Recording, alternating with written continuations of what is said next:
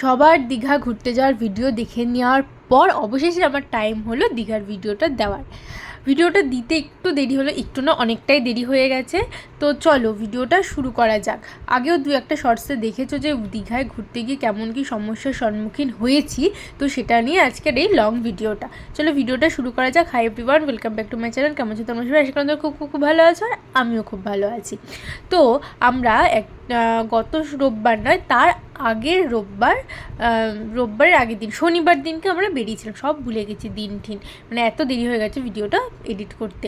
তো শনিবার দিন দুজনে মিলে বেরিয়ে গেছি, মানে সকালে উঠে ওই ঠিক হয়েছে যে চলো দীঘা যাই, তো বেরিয়ে গেছি। মানে রাত্রের থেকে কথা হচ্ছিলো, এবার অনেকজনের যাওয়ার কথা ছিল, কিন্তু অবশেষে আমরা দুজন, ফাইনাল হয়নি, তাই রুম টুমও বুক করিনি। আর যে কবার দীঘায় গেছি তো পরে রুম বুক করে পেয়ে গেছি, কোনো ভালো অভিজ্ঞতা যে হ্যাঁ রুম অ্যাভেলেবেল থাকে, সেই জন্য কোনো টেনশন না নিয়ে বিন্দাস দুজনে বেরিয়ে গেছি। কিন্তু না, বেশিক্ষণ বিন্দাস থাকা যায়নি, কারণ আমরা গাড়ি কিছুটা হাফ রাস্তা যাওয়ার পর ওই বেলা 10টার দিকে বেরিয়েছি, মানে হোটেল সার্চ করছি আর কি গাড়িতে বসেই। কিন্তু যখনই আমরা যে কোনো হোটেলে ফোন করছি বলছে যে হোটেল যে সব রুম সোল্ড আউট।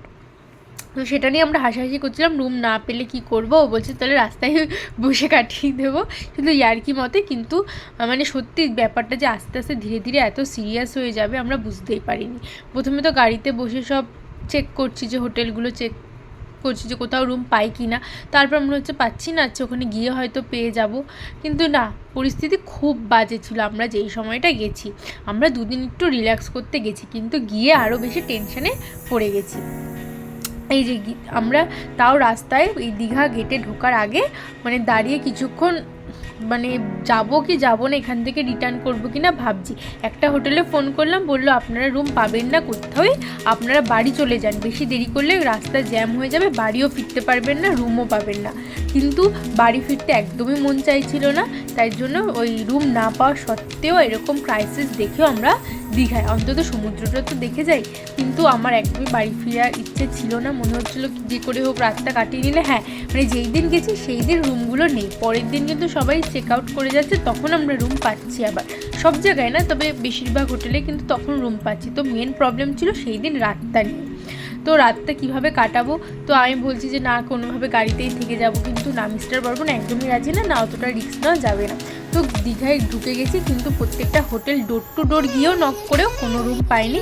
তো বিকেলবেলাটা আমরা এরকম সমুদ্রের ধারে বসেই কাটিয়ে দিয়েছি।